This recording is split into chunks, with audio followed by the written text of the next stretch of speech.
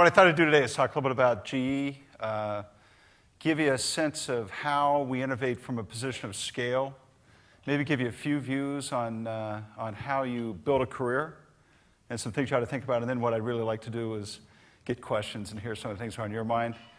If it makes you feel any better, in 1982 I graduated from business school. Interest rates were about 12%, unemployment was about 15%. Somehow it all worked out, okay? So what you're looking at, this is a good time to be in school. It's a lousy time to be a CEO, but it's a good time to be in school. And so enjoy it while you can. There's a couple things going on in the world. I would say as a student, you're going to see housing, which has been a big engine of the U.S. economy for a long time. You're basically in 1929 type era in housing. Median housing price will drop for probably 2.5 years, almost an unheard of time period. And what it shows is that kind of what goes up can come down.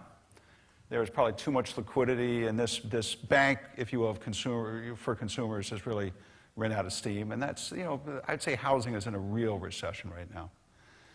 The financial systems are kind of working through a little bit of carnage. It's about every decade or so, the financial system kind of corrects itself.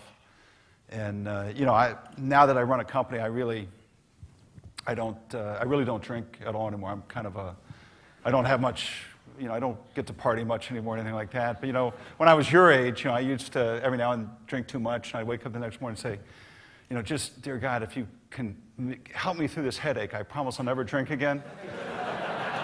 That's how Wall Street works. They go from one of these crises to the next, and they always say, God, we're never going to let this happen again, and it has a way of happening. And this one's particularly ugly. This one's basically maybe $400 billion of write-offs so far. Some of the estimates that come out of Goldman Sachs or some of the other people that do forecasting say it could be $1 trillion of write-offs by the time it's all said and done. And if you figure, it started last August, we're now a year into it, and say we're only halfway through, there's a lot's going to go on, so that's tough.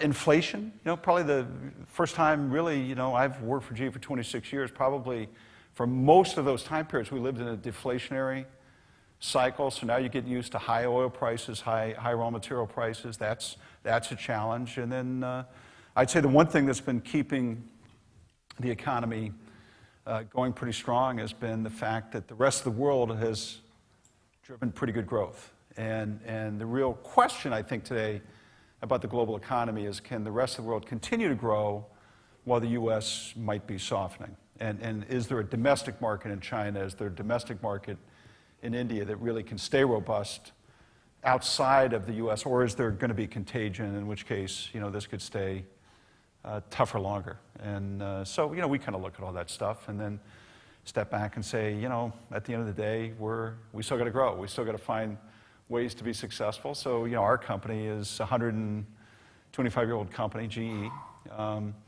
This year we'll, probably generate about $185 billion of revenue. We'll grow revenue probably 8%, even in a tough U.S. economy. More than almost 60% of our revenue is outside the United States. Our business outside the United States probably grows at 15 or 20% even, in the third quarter of this year. We'll earn about $22 billion, something like that, generate about $23 billion in cash. We're AAA rated. We're one of 5 remaining AAA rated companies. So, we're a real company. We earn money, we generate cash, all the stuff you study in school. We do all that stuff, right? And, the dean here was telling me you got people studying things called financial engineering, which is, if you study that inside a company, they throw you in jail now. So I guess you can still get away with it in school, but it's, look, some of those majors, come and talk to me afterwards, if you will.